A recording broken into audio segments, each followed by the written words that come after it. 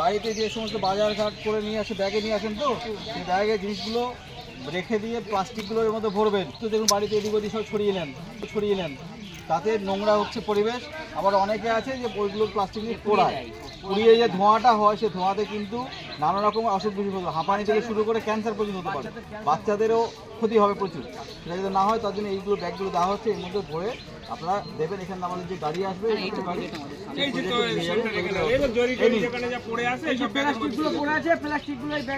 আমাদের লোক আসবে বা গাড়ি আসবে, গাড়ি ওটা থেকে ওটা নিচ্ছি ভালো কথা। আজকে বিশ্ব শৌচালয় দিবস বা ওয়ার্ল্ড টয়লেট ডে, তো সেটা প্রচারের জন্যই আমরা একসাথে 8টা গ্রাম পঞ্চায়েতে নেমেছি। আমি এসেছি সাধনপুর গ্রাম পঞ্চায়েত, আমার সঙ্গে সভাপতি সাহেব ছিলেন, জয়েন্ট বিডিও ম্যাডাম আছেন, এখানকার সাধনপুরের প্রধান সাহেব আছেন, তার পুরো টিম রয়েছে, আমাদের কর্মাধ্যক্ষ সাহেব রয়েছেন পঞ্চায়েত সমিতির পক্ষ থেকে। এটা জনগণের মধ্যে প্রচারে নিয়ে আসা যে টয়লেট সকলকে ব্যবহার করতে হবে, বাড়িতে শুধু তৈরি করা যেগুলো হয়েছে সেগুলো তো করবেনই, ওপেন ডেফেকেশন করা যাবে না, মানে বাইরে শৌচকর্ম করা যাবে না। দ্বিতীয়ত হচ্ছে প্লাস্টিকের যে বর্জ্যগুলো রয়েছে সেগুলো যেখানে সেখানে ফেলা বা পোড়ানো এটা যাবে না। আমাদের এখানে সলিড ওয়েস্ট ম্যানেজমেন্টের ইউনিট রয়েছে, এখান থেকে বিভিন্ন গাড়ি গিয়ে বাড়ি থেকে কালেকশন করা হয়। আমরা আজকে এখানে একটা করে ব্যাগ দিলাম প্রত্যেকটা বাড়িতে, যে আপনারা প্লাস্টিকগুলো সেখানে সঞ্চয় করে রাখবেন এবং আমাদের এখান থেকে গাড়ি গিয়ে ওগুলোকে নিয়ে আসবে।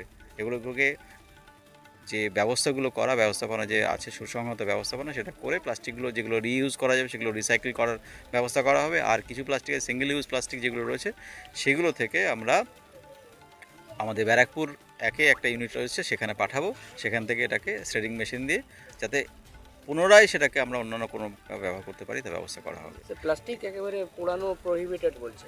প্লাস্টিক পোড়ালে পরে দেখুন প্লাস্টিক থেকে বিভিন্ন রকম বিষাক্ত পদার্থ উৎপন্ন হয়, যেটা শরীরের পক্ষে ক্ষতিকারক, চর্মরোগ থেকে শুরু করে ক্যান্সার পর্যন্ত হতে পারে। সেটা যাতে না হয় মানুষজনকে এটা নিয়ে একটা সচেতনতা করার জন্য আমরা র্যালি করলাম, পাড়ায় গিয়ে প্রত্যেককে এটা বোঝানোর চেষ্টা করব। বাড়ি লিফলেট আর লিফলেট দেওয়া হয়েছে এবং ব্যাগ দেওয়া হয়েছে, ব্যাগে প্লাস্টিক সংগ্রহ করবে। আর প্লাস্টিকের যে লিফলেটটা রয়েছে যেটা দেখতে পাচ্ছেন, সেখানে আমরা বলেছি যে একবার ব্যবহারযোগ্য প্লাস্টিক নয়, এর বিকল্পগুলো ব্যবহার করতে। বাজারে যাওয়ার সময় আমরা অনেকে অভ্যাস করে ফেলেছি যে ওখানে যে প্যাকেট দেয় সে প্যাকেটটাই ব্যবহার করেন না। আমরা বলছি যে বাজারে যাওয়ার জন্য একটা ব্যাগ বা থলে বা কাপড়ের ব্যাগ ব্যবহার করুন, এবং সেটা হলে পারে প্লাস্টিক তুলনামূলক অনেক কম ব্যবহার করা হবে এবং পরিবেশ দূষণও কম হবে, আমাদের শরীরের ক্ষতিও কম হবে। কারণ প্লাস্টিক মাইক্রোপ্লাস্টিক হয়ে আমাদের শরীরে মিশছে, যেটা মোটেও ভালো জিনিস না। ময়লাগুলো ব্যাগের মধ্যে রাখতে বললো, গাড়ি আসবে গাড়ির মধ্যে দিতে বললো। কিসের ব্যাগ দিল? ময়লার ব্যাগ। আচ্ছা, কি বলা হয়েছে? প্লাস্টিক যা হবে ব্যাগের মধ্যে রেখে দেবে, বাজারঘাট যা করে আনবে সব এর মধ্যেই রাখবে। আচ্ছা, ফেলে দেওয়া হ্যাঁ কি ভালো উদ্যোগ এটা? হ্যাঁ, কি নাম আপনার? শিলা সর্দার।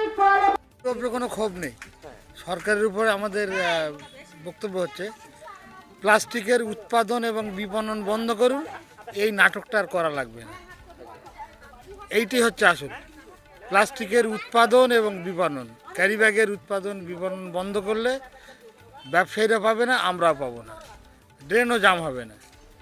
এইটা যেটা আপনারা করছেন এটা নাটক করছেন। আসল বিষয়টা হচ্ছে এই, সেন্টার বন্ধ করতে হবে, যেখান থেকে প্লাস্টিকের ব্যাগটা তৈরি হয় সেইটা বন্ধ করতে হবে। তাহলে ব্যবসায়ী পাবে না আর আমরাও পাবো না, আমাদের স্বভাব পাল্টে যাবে। আমরা থলে নিয়ে যাব বাজারে, ওটা নিয়ে কিনে নিয়ে আসবো, বাজার করে নিয়ে আসবো। আর যদি ওখানে পাওয়া যায় ব্যবসায়ীরা কিনে আনবে, আমাদের সুবিধা দেবে, আমরা নিয়ে আসবো, আর আপনাদের এইভাবে আবার আসতে হবে। সুতরাং গোড়া ঠিক করে, এই নাটক করে লাভ নেই। Thank you.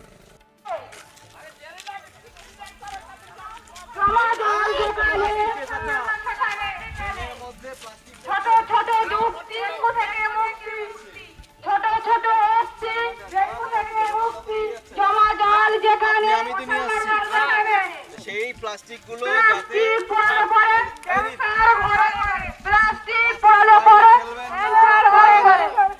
প্লাস্টিক পড়ালে পরে সেই গাড়িতে দেবেন। আর এই যে প্যাকেট আপনি খাচ্ছেন জেনে শুনে পাপ করছেন, এটা গুনাহ। এই প্লাস্টিকের ব্যাগ নিন, এই যেগুলো ড্রেনে গিয়ে ভর্তি করছে, ড্রেনরা ভর্তি করবেন, এটা হ্যাঁ। আপনাকে আমরা এই সকালবেলায় এসেছি সহযোগিতা করার জন্য, আপনাকেও হাত বাড়িয়ে দিতে হবে, ঠিক আছে? একদম।